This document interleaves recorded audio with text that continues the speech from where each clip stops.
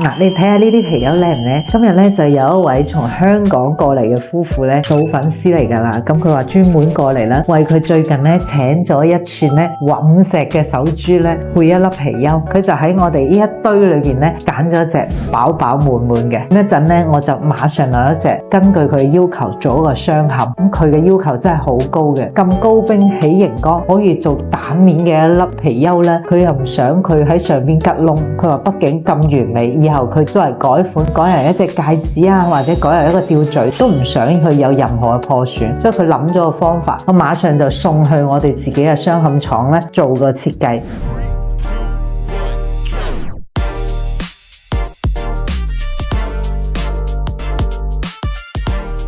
嗱，Ken 哥呢個熱皮優咧，我就送過嚟俾阿設計師。呢個客好有要求嘅，佢自己咧已經諗到點做噶啦。咁佢其實咧，佢就想4爪雙，佢男生嚟嘅，50幾歲添。但係咧，佢好姿整嘅，佢就唔想話好似一般嘅男生戴嗰啲手串啊，即係咁樣卡喺啲珠上邊。佢係唔捨得去吉窿嘛。咁於是乎，佢係想好似我哋日常戴嘅時候啲溜咁樣，佢咧要做一粒珠，即係有一粒珠將佢穿喺上面，因為佢嗰串珠好矜貴嘅，佢係隕石嘅珠啊！佢想咧裏邊加粒18K 嘅珠仔，佢要做 K 白色，係啦，就係咁樣啦。師傅已經將佢好快就簡單畫咗一下啦。嗱，咁呢個交俾你啦。到時我設計圖再咩啦？好啊好啊，到時設計完出嚟咧，我要俾佢再睇睇嘅。嗱，嚟到我哋嘅雙冚咧，我順便俾大家睇睇日常我哋嘅款式係點鑲出嚟嘅。我哋呢度其中一個雙冚牆，嗱，而家嘅師傅喺度，你睇下佢用放大鏡，嗱，佢攞一啲固定漆咧固定住嗰隻戒指啦，跟住咧就會用手就將嗰啲一粒一粒